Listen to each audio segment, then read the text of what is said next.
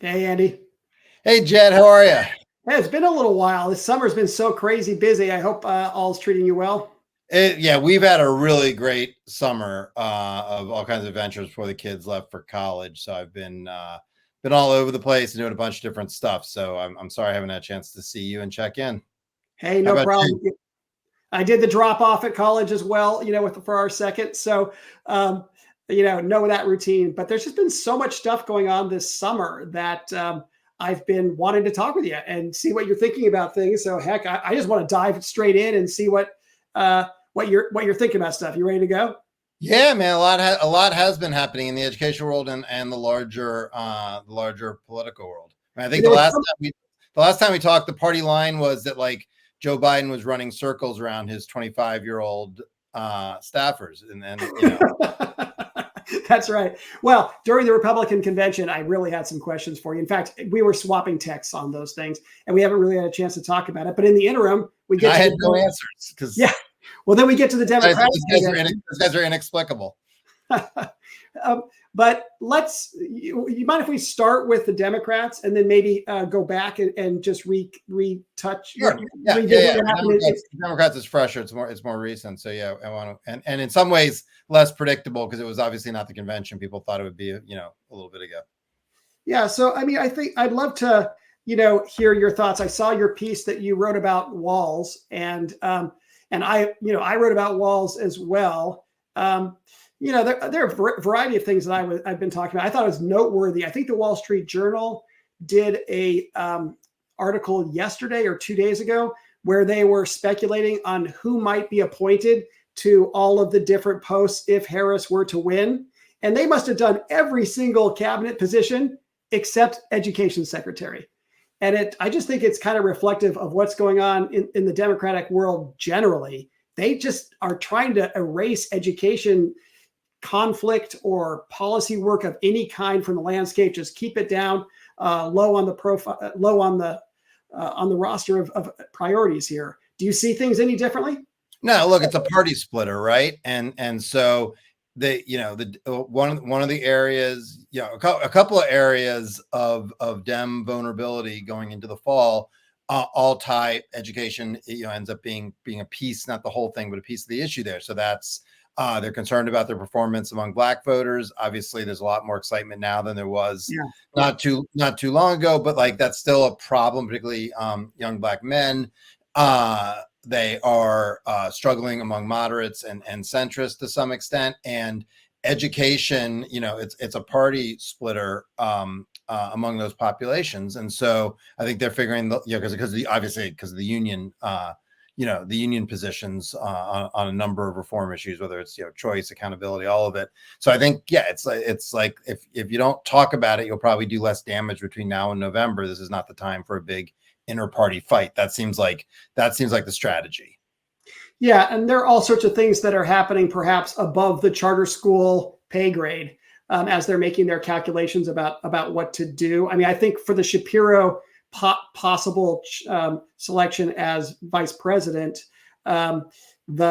his stand on school choice was obviously a very big problem, and the NEA and others were actively working to make sure that he would not be chosen for education reasons. But then there were the other, there was the stuff around Gaza and Israel. And then apparently there was something around, just a chemistry between him and Harris that factored in. But I got to say, in the end, I really wasn't surprised. Yeah, that's the basic thing, is the chemistry. Look, he's an ambitious guy, and like her first hire wouldn't need to be an education secretary. It would need to be a food taster. And so that it seemed, and they probably could have worked around that. There's plenty of presidents and vice presidents who didn't have necessarily great chemistry, but were able to work together. The issue was on top of all that other stuff. Why run the risk of drama? I just think they wanted something drama free, and Walz, I think, was a solid candidate that helped in the Rust Belt, projects who they want into, rural voters. And at least as it relates to education issues, I think he's just remarkably unremarkable.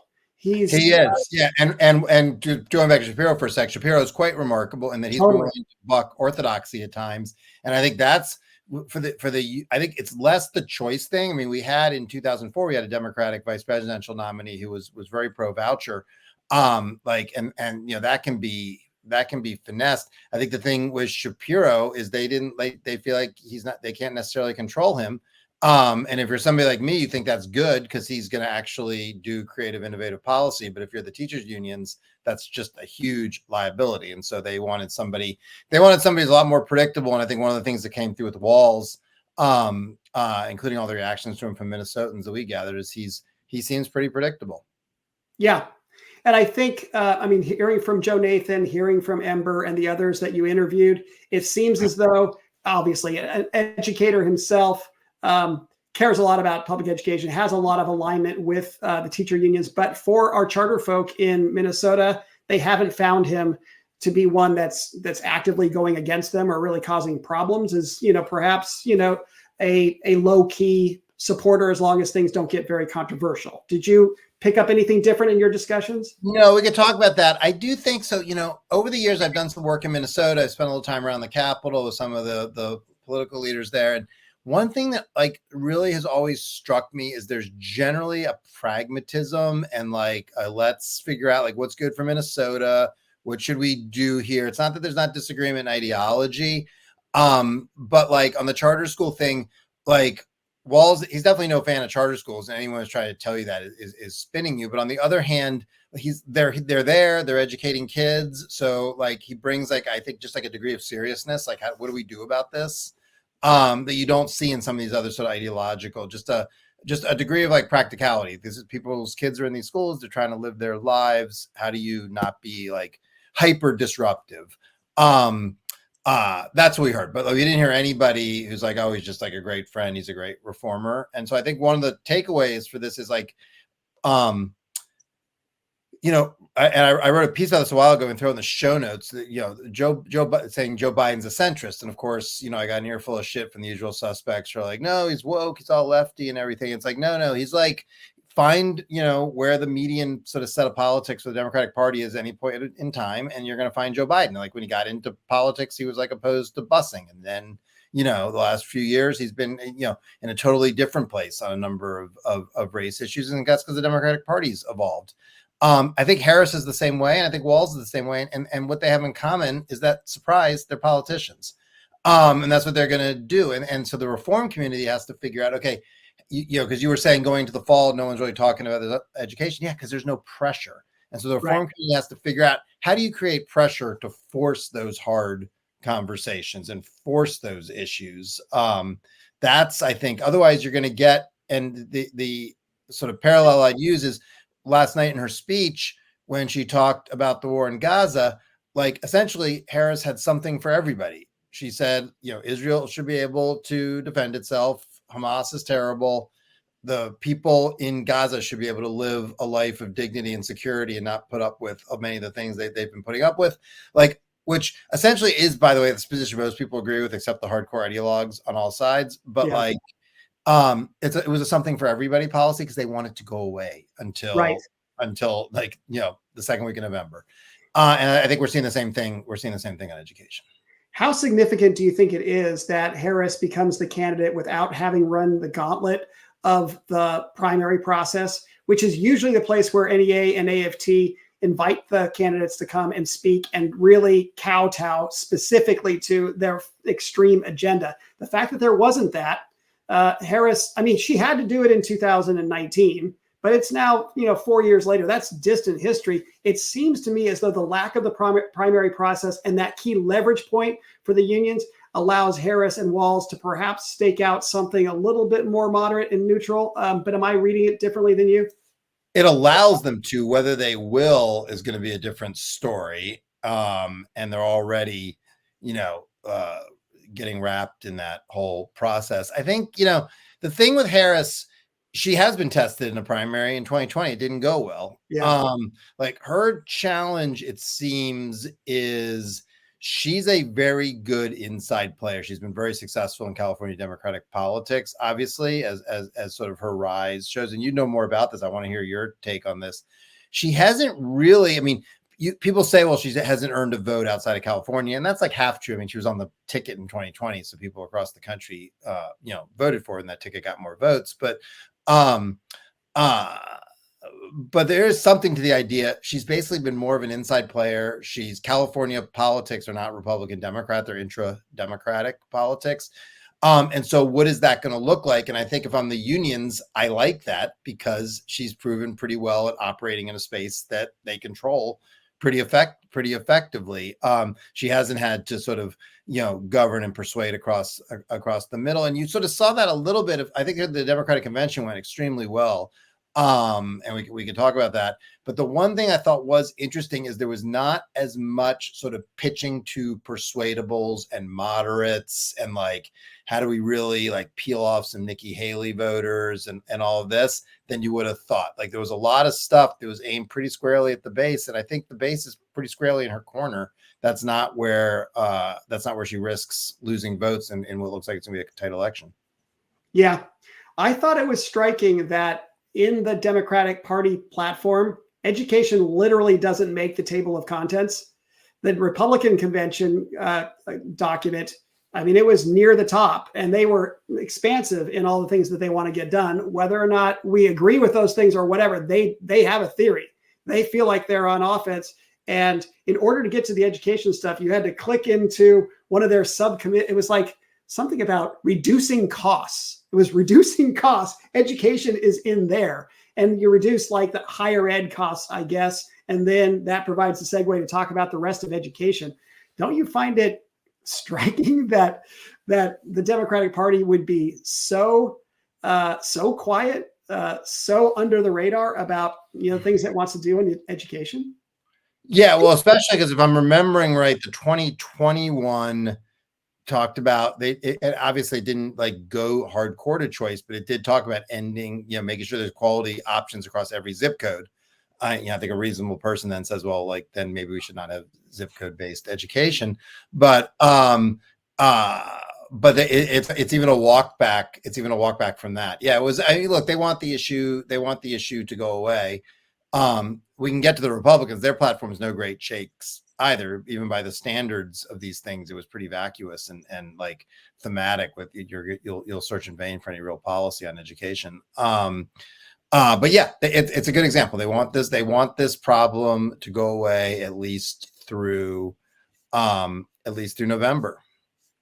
And what do you think and for reformers, I will say we're going to be back in the same spot where everybody was like Cardona. People who hasn't necessarily had a great run as secretary, but people are relieved. They weren't relieved because, oh my God, we got this great person who's going to be transformative. It was like the thing you heard ever, it could have been worse, which is true. Yeah. And reformers will be right back in that same spot if Harris wins in November. Yeah, it'll be interesting to see whether or not whether Harris just appoints Cardona again. We want no attention on education issues. We want no drama. Just keep going. Would not surprise me at all.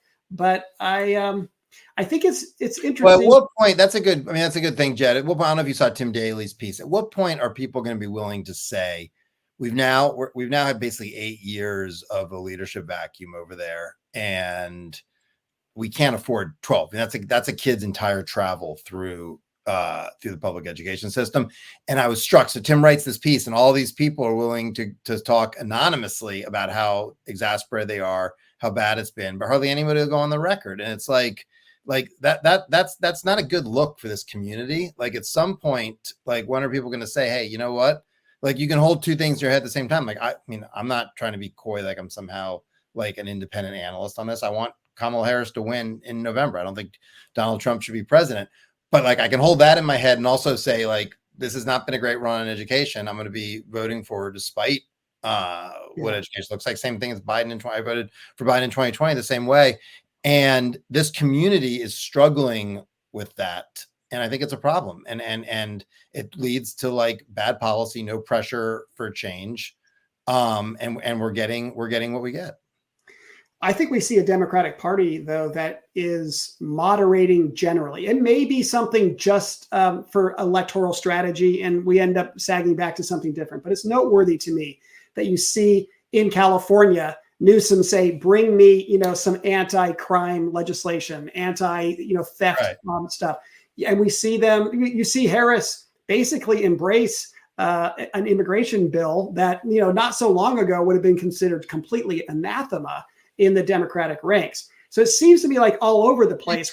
4 years ago, if you were saying this country is the greatest country on earth, like literally, like let's not put too fine of a point on this. Like there were workshops across the education sector saying if you said that, you were hopelessly unreconstructed, if not just outright racist, for saying that this is the greatest country on the face of the earth, the greatest republic in history.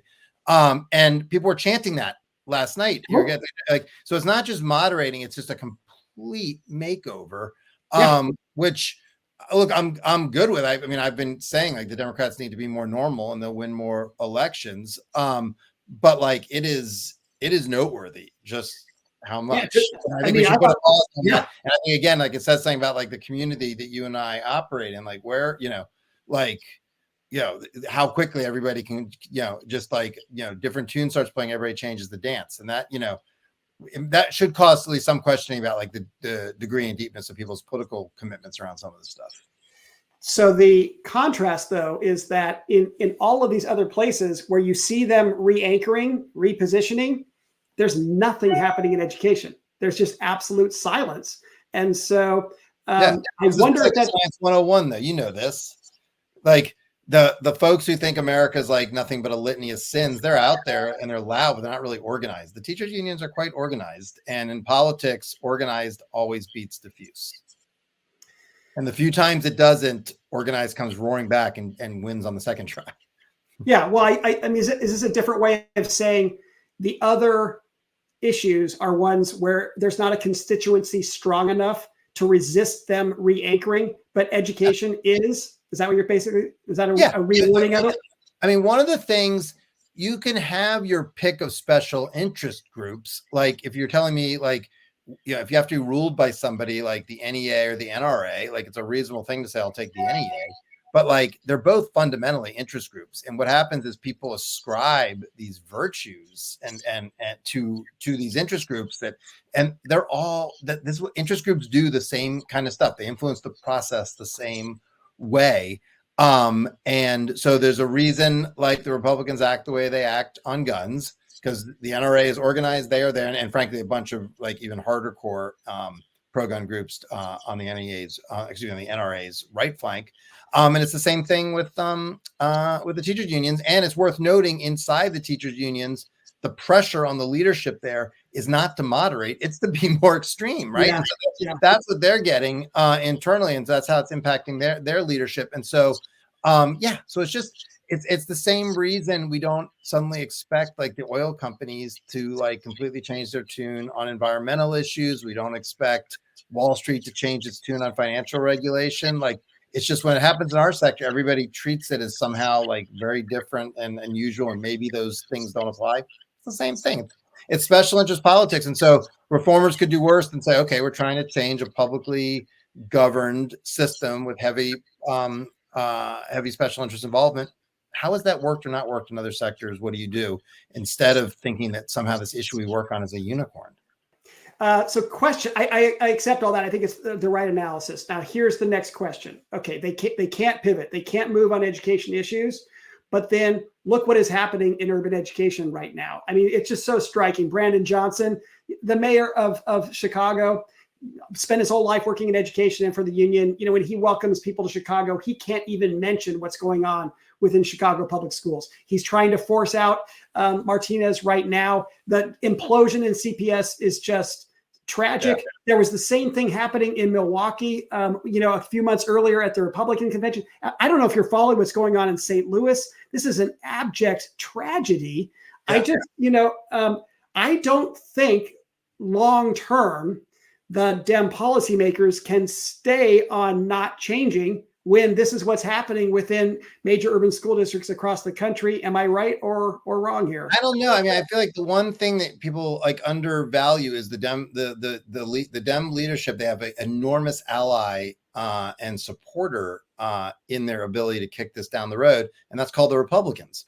And so, you always think there's going to be a reckoning on this, because it's untenable, as you're saying, from any sort of moral standpoint, value standpoint, like at all connecting like rhetoric with action, like and especially post pandemic, it's just unacceptable. Except then the Republicans go off and do their stuff, and so and you have to go back to, George Bush had a sort of compelling, effective, and coherent education policy, and the Republicans are doing really well on education, and they were doing well in sort of a positive way. Now they're doing okay on it, but it's mostly because of parental frustration. I mean, you have some Republican governors who are reasonably popular on it, but in general, so nationally, it's more like people are still frustrated and so forth. And so they're doing well because people are just fed up. They're not doing well because like people are really excited about some sort of positive affirmative agenda. And there's obviously, because they're less hindered on some of this stuff by the politics, there is an agenda out there for them that they could take in terms of like transparency, choice, accountability, empowering parents. Like it's a bunch of really popular stuff, but it's hard for them, it's hard for them to walk back from crazy. And it's particularly hard when Donald Trump's at the top of your ticket. Yeah. Well, I don't know if you see it. I don't know if you see it differently, but that's where it's like, it's a two-party dynamic. And so you're sort of, until one party, the Democrats really got their act together for a little while in education when there was pressure, and when the pressure is not there, and there's a vacuum, you get what we see now. Yeah, I blame it on the Republicans, I guess, to some extent. I primarily blame it on us. I don't think we have a theory. I don't think we have an idea about what's supposed to happen in places like Chicago and St. Louis. The new lead of the Missouri Association, Noah Devine, I think this guy is doing an incredible job, but he's early in his tenure. Yeah. And, he emails me and we talk about, well, what's the playbook, or what's the charter school world supposed to do when something like St. Louis happens? I'm sure we have like 10, 15 examples of like things that would help me in my moment right now. And he was just shocked to learn we don't really have any examples. We don't have any North Star in these places. And my sense is that if we had an agenda, if we had a North Star, if we were pushing for it proactively, and then these implosions happen, they may have ignored us for years before. But in the moment of the implosion, they're not going to ignore it anymore. But we don't have it. No, and the question is, who's the us there? Like I was struck. I mean, Donald Trump was terrible. And he didn't do much on charters, and to the extent he proposed policies, they weren't particularly good ideas in my view. But he at least talked about choice and so forth and said he was going to do some stuff. And that caused a number of people to simply abandon choice and walk away, because if Trump and DeVos were for it, then they didn't want to be for it. And my view is like, if your political commitments on this stuff are that easily rattled or reversed, then they're not real. That's not a real political commitment to begin with. Yeah.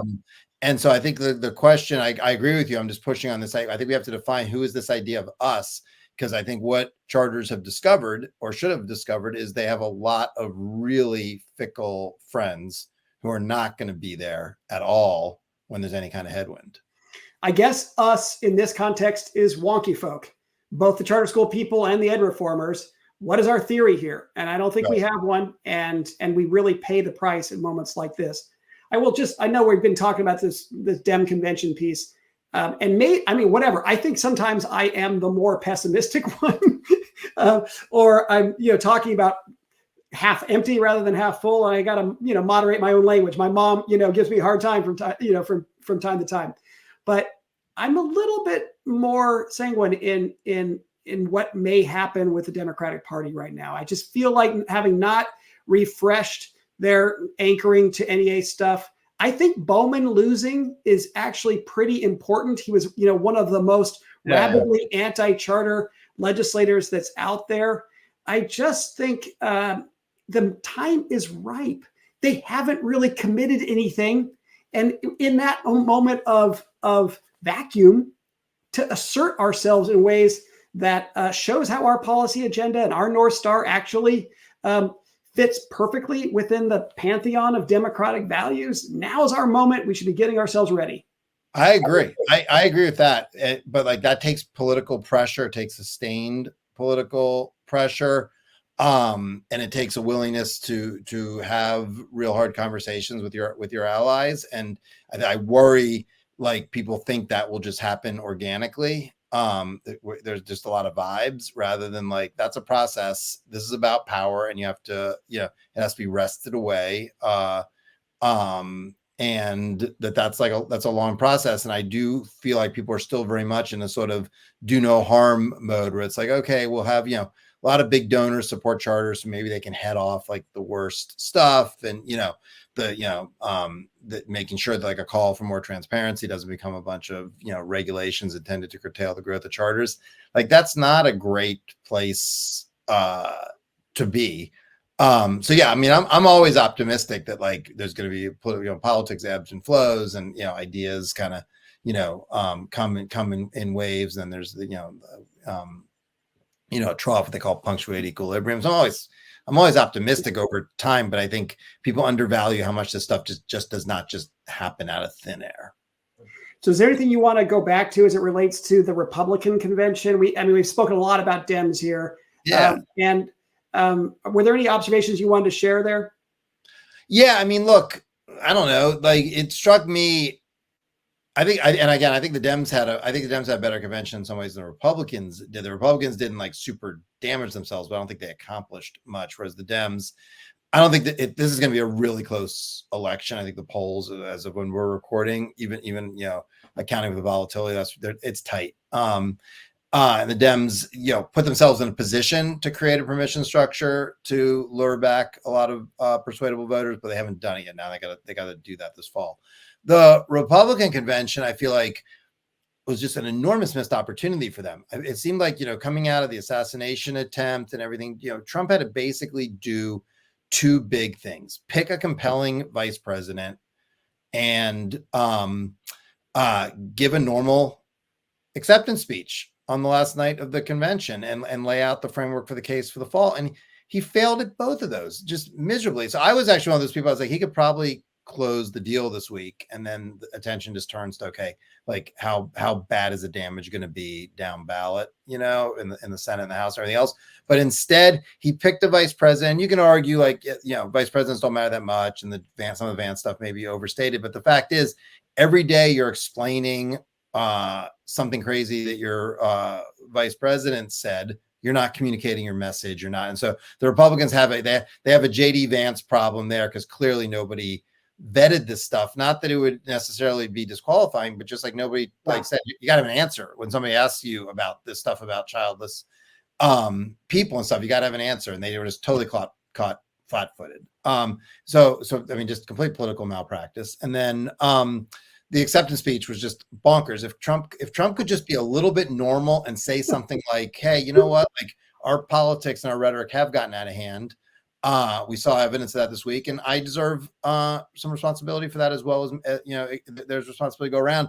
We need to off. He had just been like sort of remotely normal, but he cannot do that. He's so defective that he couldn't even, let alone if he believes any of that, he couldn't utter the words that they're put in front of him. It's which to me is precisely why he should not be commander in chief.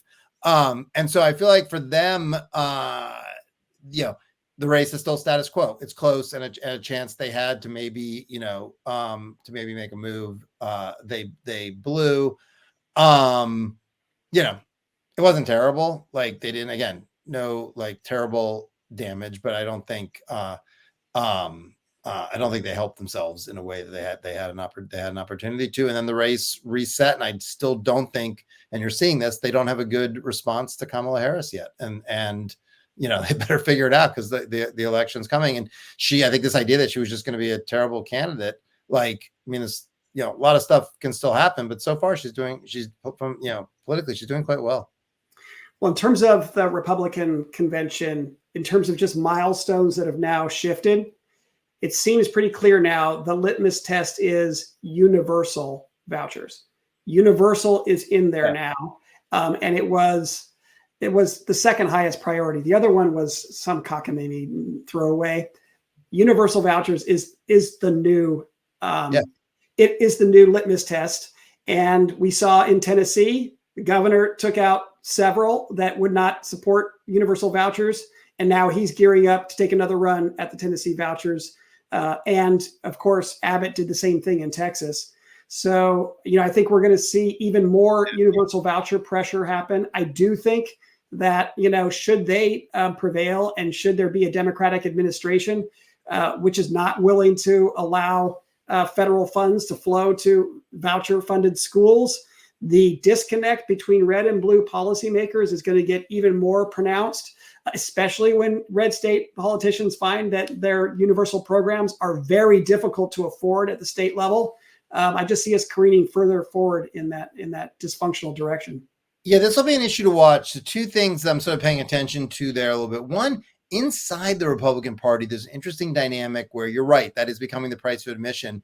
But because of their constitutional structures and so forth, this is not an option really in every state. And so what's the effect going to be on governors who can't actually do a lot of this stuff? They're not going to have a record on it because their state doesn't allow it. And you saw a little bit of that in the Republican primary when Nikki Haley and Ron DeSantis got into it about who was better. And, DeSantis was like hitting her on the stuff she didn't do. And she's like, well, hey, look at my state. Like, here's the apparatus I have to operate in, legally, constitutionally, which it was a political conversation. So DeSantis wasn't having any of that. But like, she was making a good point. Like, hey, I can only do so much. We have a constitution. And that's going to affect other governors. And so how that plays out sort of and my concern is, does that then lead to people want to distinguish themselves other ways? So you end up on some of these really divisive social issues instead. So that's a dynamic I'd pay attention to. And then a second one is, look, the Dem lineup in the Senate is tough. Everyone's full of certitude in politics, as again, the last time we were together, everybody said there's no way Biden was going to drop out. There's all these things, and so people should know better. But the Senate's a tough lineup for the Democrats. If you look at this, they really need to draw to an inside straight. So Bill Cassidy from Louisiana may well become the chair of the Senate, the committee that handles education, the HELP committee. He has a choice bill in now that hasn't gotten a lot of attention that I would pay attention to. And I think you would see more choice activity. He's not an ideologue. He's really good on a bunch of education. He's terrific on child mental health, for instance. He's a doctor. So I would keep an eye out for something on choice for him. And to your situation, you're talking about, you could see this emerging as actually a negotiation point where how much flexibility do you give these states? What does it look like and so forth? So I think that's going to be an issue worth watching. How that, I think you're onto something and how that dynamic plays out. Yeah, I think that's going to be foundational. And I don't think there's been that much policy substance related to Vance I would glob onto, except I found it interesting. I saw an interview where he was talking about the child tax credit. Yeah.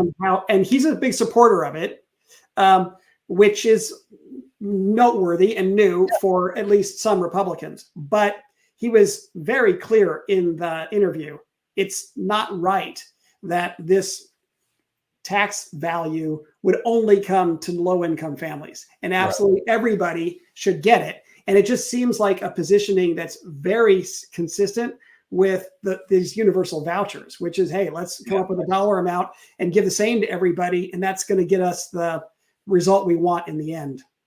Yeah, I mean, look, I'm not a big JD Vance fan, and some of the stuff he said is being caricatured and so forth. And he does have a view on like the tax code helping families, and you can argue whether it's a good idea. He's had some ideas on like basically picking winners and losers on tax policy based on family structure, which I think you can argue the tax code shouldn't be doing that, but like he's pretty consistent on it, and you're seeing that here. And I think what's interesting is the Republican Party is in evolution. I mean, there's a MAGA party, there's the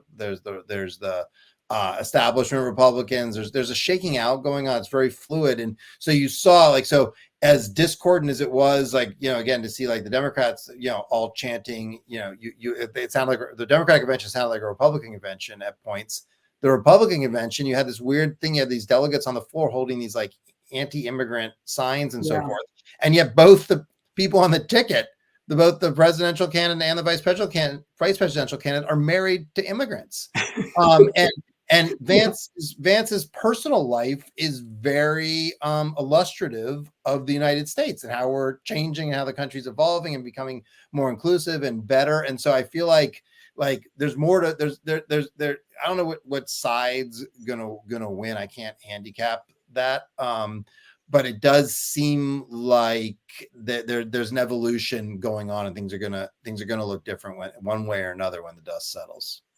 Well, someday we need to get to a political circumstance such that we can actually talk about issues.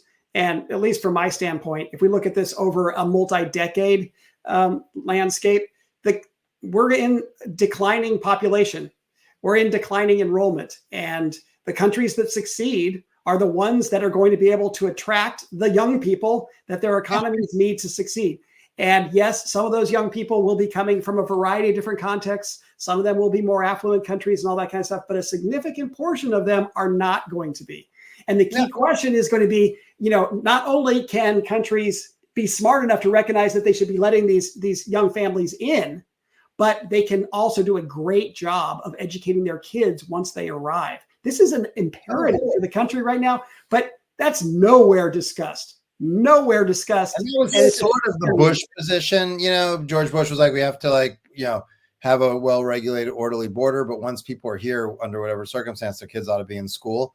And now that's being revisited, right? People want to change that. And to me, that's just common sense. You should have kids in school. And frankly, look, I'm very pro-immigrant. I mean, given my family background, how could I not be? But immigrants historically, maybe this will be the time they'll be different, but historically they always make us better. They make us stronger. They make us more dynamic. And we periodically forget that. I remember Trump in 2016, one of his attack lines on Hillary was, if Hillary Clinton wins, there'll be a taco truck on every corner.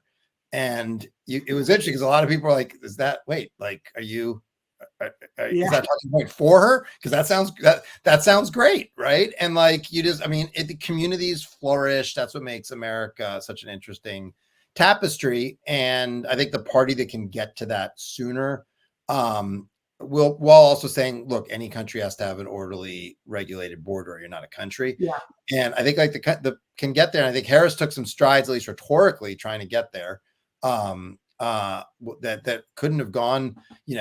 She was talking about being tougher on the border. This is, a few months ago, Biden was apologizing for using the word illegal immigrant. That tells you how much and how fast things are changing. Yeah, the foundational difference between now and then, from my standpoint, is that back then we thought that we were on a trajectory for global population exceeding 20 billion, and we're just going to have too many people altogether. And now we're in this recognition where, wait a second, the demographic pyramids are such that we have aging societies and not enough young people. And so it just completely changes the imperative for a country. And yet our discussion is still locked into jingoism and cultural issues. And it's just at some point. Here's the weird thing. That's the rhetoric. But then you look at sort of more and more how people are living their lives. You look at the rate of, interracial and cross-ethnic marriages and all of this. Like, people, if you believe in revealed preferences, which I do, people are moving. There's all this rhetoric in this, but things are moving in a different direction, and not always in ways people predict, right? Yeah. Everybody thought that the increasing number of Hispanic Americans was going to, it would be inevitable that there'd just be a wave for Democrats. And as it turns out, Reagan was more right, that they're Republicans. They just didn't know it yet. It was what he used to say. And that's what's happening. And it's, it's scrambling our politics. And so, I don't know. I just think, I'm more optimistic. I think that you get these loud voices and so forth, but I think most people appreciate this is good. And frankly, in our little corner of the world, if the public schools, they ought to be on the front lines of being pro-immigration, because we're losing kids because people are moving out of a lot of these places. They are sending their kids to other options, and that accelerated after the pandemic. And to your point, there's fewer. We've got this demographic thing, so they should be out in front. This is their future customer base, and they should be out in front on that. Yeah, well, it's striking to me. I mean, if Harris wins, We will have not just the first, first man in as a part of this, but we will have a first couple that is interracial. Yeah. And if you look at the Olympic sport, the U.S. team, it was like every single winner, was running into the crowd to embrace people of different races that were either their spouses or their moms or whatever. Yeah. That's my point. This is how, people like pollsters don't even ask some of these questions that they used to ask about things like interracial issues, because it's a waste of a poll question, because it always comes back overwhelmingly, because it's just not, people are more likely to be concerned that their son or daughter, much more likely now to be concerned their son or daughter's in an interpolitical relationship, that they're like a Republican dating a Democrat or a Democrat dating a Republican, than they are worried about the sort of stuff that used to hang people up. So yeah, I would say one thing about Harris, is why we're on it, because it kind of ties into our family issues, what we do. So you remember a couple of months ago, she was before she was nominated, she went on the Drew Barrymore show, and Drew Barrymore did this really weird, cringy kind of, the kids would say cringy, thing where she was like, "You're our mamala, and we need a national mamala." Oh, I mean. Yes. Yeah, and it was very weird, and Drew Barrymore, her whole posture was strange. As someone said, like, it was as if like Kamala Harris had coke and Drew Barrymore knew. Like, it was a very weird. The whole interaction was weird. But what was really disappointing about it to me was, and it was an example, by the way, of terrible advance work that has plagued Harris. What was interesting about it to me, though, is just before that, they had a fascinating exchange where Harris was talking about having a blended family and what that's like, and how, being a stepmom and that sort of, like, and it was one of these answers you were like, it took me back. I was like, the last time you had like a vice president talking about this stuff was probably Quayle and the Murphy Brown stuff, and he was coming at it from a different direction.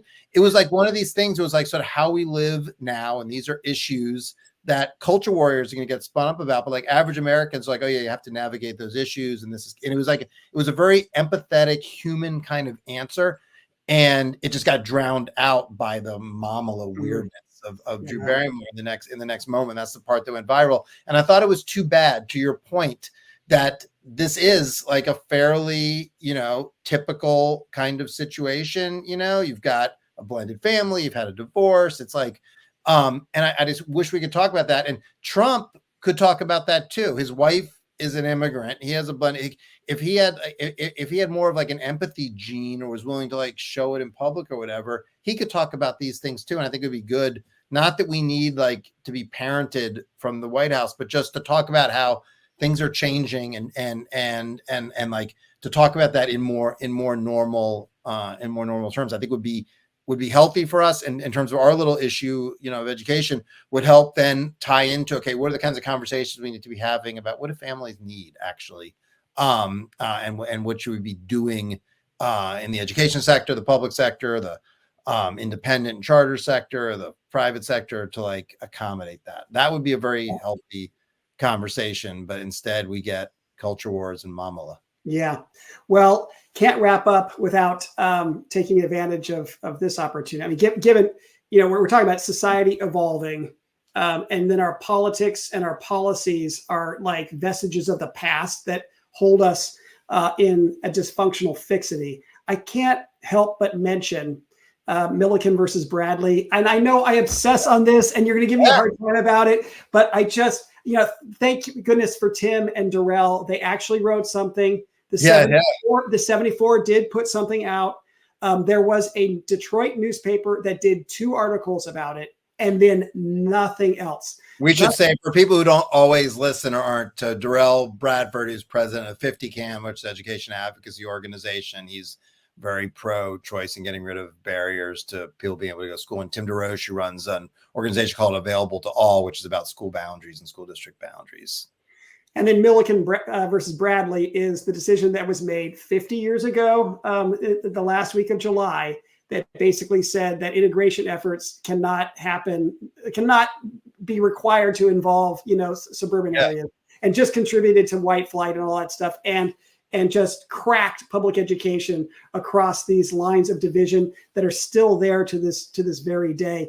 I find it just disheartening that Supreme Court case didn't get greater attention. Every time Brown versus Board of Education happens, everybody talks about it, and no one talks about the next case that came along, 20 years later, or I guess it was whatever that is. What is that? Yeah, 20 years later, and we don't do math on this podcast. And yeah, it's 20 years later, and it basically unwound or defanged Brown versus Board. And I thought that, Darrell and Tim did a great job, because they were able to say, look, the idea that would have happened had the Supreme Court case not been decided that way is that forced busing across all these lines would have been required. And anybody that's supporting forced busing, but the idea that we have these lines that prevent people from being able to get to the schools that they want to go to, I just find it surprising that our world is not more deeply anchored on the need to get rid of these scourges in society. Well, the politics are strange, right? Because this is one of these ones where now, because of the political arrangements, it's the people on the left who generally want to talk about how do we dismantle structural barriers to opportunity, which I think is important, and how do we, empower people. But on this particular issue, these boundaries, which, whether it's left over from busing, it's crazy. There's still stuff in federal policy just on transportation left over from busing that makes it harder to do transportation in equitable and efficient ways. These left over from massive resistance, like all this stuff is now like it's got a political utility if you don't want choice, and so we don't talk about it. Yeah, I think these cases, there's a number of like really important education cases that we do not talk about enough and Brown is an incredibly important case. So I don't mean to take anything away from that, but it's not the only sort of seminal education case of the 20th century, the very early part of the 21st, that like helps like create the contours of the debate we have. And so I do think we should talk about that stuff more. Yeah, we talked earlier, just how do we get this issue higher, our issues higher on the radar screen with the Democratic Party. And I just feel as though our lack of policy imagination, Brandon Johnson is a part of an effort to erase all forms of school choice and basically require people to go back to their neighborhoods. And that is exactly the same impulse that has resulted in so much unfairness in our society. And we don't have the policy proposals that directly challenge him. And with that being the case, we let him drive the narrative. Yeah, look, I mean, to end on a happy note, I think an opening there is the theme of the Democratic Party convention they kept coming back to is freedom. Yeah, and right. And you can argue it's a pretty easy hole to poke. You don't have to be much of an analyst to point out, like, it's like if your theme is freedom and you're not doing something more robust on school choice than what's on offer, then there's a disconnect. That's like an obvious point. But I do think it starts to create an opening. And as the parties redefine themselves, to your point on sort of wanting to see more, I think that is a thread to pull on. What does freedom actually look like in an educational context for families? And right around when we're recording, it's Jack Koons's birthday. He's 95, and he was dean of the law school at Berkeley. He litigated Serrano. He's just a deeply wonderful person, deeply Catholic, and he believed that not having parents having freedom like this just did violence to the idea of family. And like that's those are conversations. So I think this freedom thread, that is a thread to pull on, and it's a more positive thread on a range of issues in terms of trying to expand access to opportunity. Well, I mean, this conversation has been an example of why I've been missing you over the summer. I missed you too, Jed. And look, I you and I've been talking about it separately. A new cadence for things. I've got some additional content coming out at CharterFolk in the first 3 weeks of the month, and we're really going to try and anchor ourselves to a WonkyFolk post coming out every fourth week. Yeah. So I really look forward to that. Yeah, we're going to do this more, get back on the more regular cadence, and I'll give you the plug that you won't give yourself. The WonkyFolk or the CharterFolk stuff has just been great. And I mean, the email is terrific, and I would encourage people to sign up and subscribe if they can. It's a great way to sort of keep up on what's going on, but also you highlight so many interesting leaders, either you highlighting them or letting them talk in their own voice, and that's I think that's great. No one else is really doing that right now, and I think it's a really valuable thing you're up to. I appreciate you saying it. Hey, good. See you soon. See you next month. Take care. Okay.